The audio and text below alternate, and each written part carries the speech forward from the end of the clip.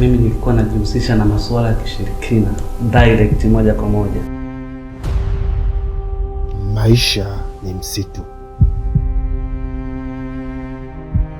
Kila unayemwona nyuma yake kuna pazia linaloficha mengi ambayo huyajui. Karibu kwenye Nyuma ya Pazia na The Dog Dyson. Hapo mwanzo kabisa, awali, shughuli za kishirikina nimeanza nikiwa bado mdogo sana, kwenye miaka kama 9, 10. Na unanipapasa hivi, kwani unataka unioe? Basi akanishika mwisho wa siku akanisukumia kitandani. Historia yangu mbaya zaidi kwenye maisha yangu ilianzia pale nilipofikisha miaka 12. Kaniambia, Sophie, pole. Pole ya nini? Nimemwambia hali una mimba, akakataa, akasema wewe una mimba yake na hajawahi kulala na wewe.